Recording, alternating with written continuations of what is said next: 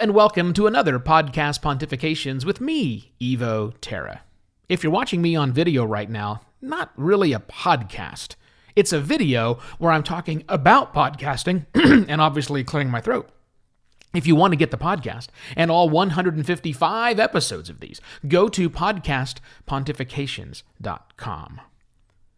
There's been a lot of buzz in the last 24 to 48 hours because, man, are people making lots of other people angry in the podcasting space.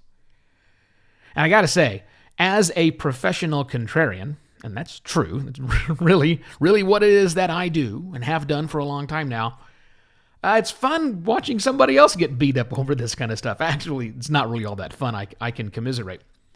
If you are unaware, there have been 2 articles posted recently that have been about podcasting that has caught the ire of the larger podosphere out there.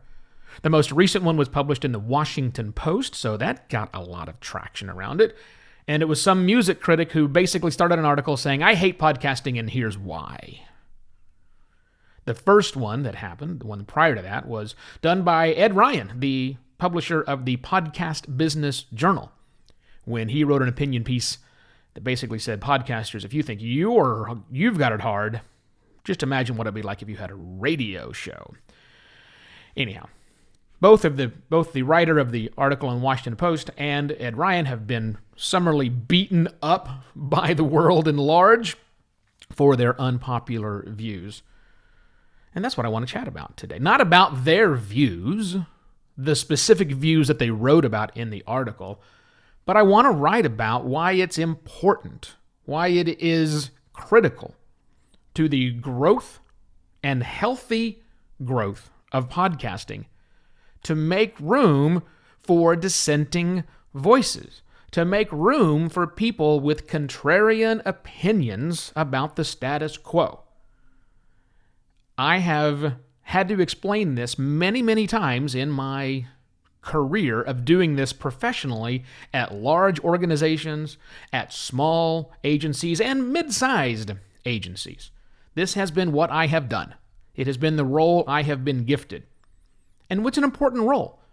It's an important role that we beat against groupthink. Yes, I know I'm going with Orwellian terms here, but groupthink is what happens when we all get on the same bandwagon, another way to express it, and we start thinking about something and we go down that direction and that's it. That's the only way of doing things. And that's good for a company to be in lockstep and continue to do the things that you do, but at the same time, someone has to be there looking at the other side, looking at what happens if we don't do that. And that's what I think is a big role that I have played.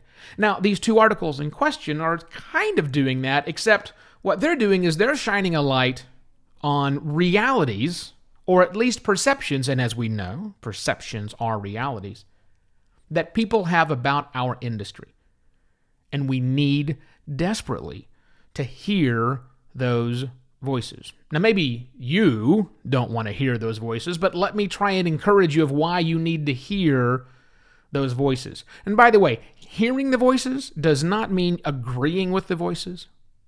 It barely means understanding the voices, because sometimes these dissonant voices, voices of dissent, are kind of nonsensical to you, and that's okay. You may not understand, but you can at least hear it and recognize. And I think this is really the key.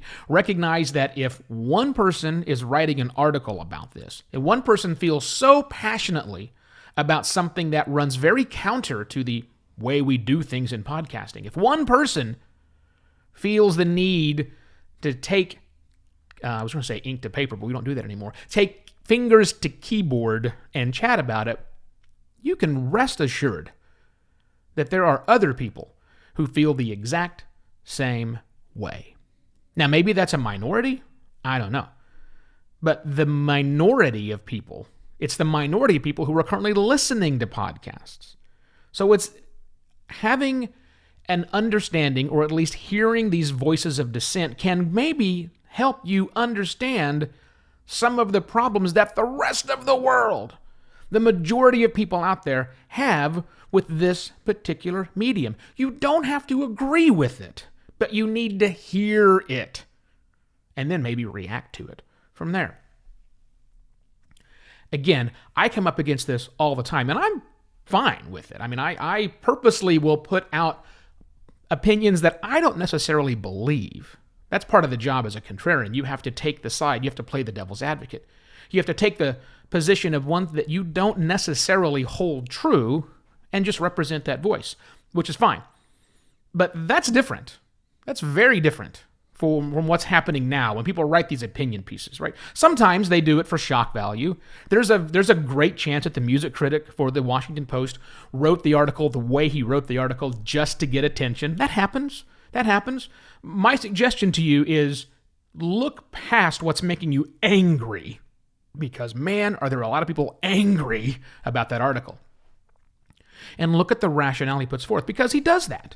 It is a little, okay, no, not a little, Eva, don't dismiss it. I can see why people are pissed off, because he clearly says in the article that he actually hates podcasting and wish music would replace it. I get it, man. I get it. And so you may be tempted to brush this guy off as a dinosaur that's going out, and I understand that rationality and totally do that, but go back and read what was said. But I don't want to make this show about that particular article. When you find an article that is really upsetting, when you listen to a podcast episode that is really upsetting, that it runs counter to your beliefs, it's important for you to go back and re-listen again critically. Ignore all the things that trip your trigger buttons. Trip your trigger button? Sure. And focus in on what they felt. I guess that's really it. What was the feelings that were behind this? How do these people feel? Because that's important to understand. I'm not a big touchy-feely kind of guy, but understanding the feelings behind there are important because, again, there may be lots of people that feel the exact same way. And if that's the case, let's just think about this to the next logical conclusion, also what we do as professional contrarians. What does that lead to? If, in fact, a lot of people feel the same way, maybe it's about quality. Maybe it's about effort. Maybe whatever it happens to be. If there are a lot of people that feel that way, you need to understand it and either work to change those minds or address the issues that may be there. Maybe they really are there. Who knows? Maybe there's nothing for you to do other than understand, because walking around in a bubble is not good. Walking around in a bubble assuming everybody thinks the way that you think is not good. You don't want to be on the phone with a couple of the guys from the Philippines asking them how they're going to spend their Thanksgiving. You may think it's a weird analogy, but that happened. And that's because you live in your own little bubble. These voices of dissent help break you out of that bubble and understand that not everybody else thinks the way that you or we do. So make room for the voices of dissent. When you see an article that pisses you off, by all means, jump on Twitter, break it, do all that stuff. But at the same time, go back and read it again.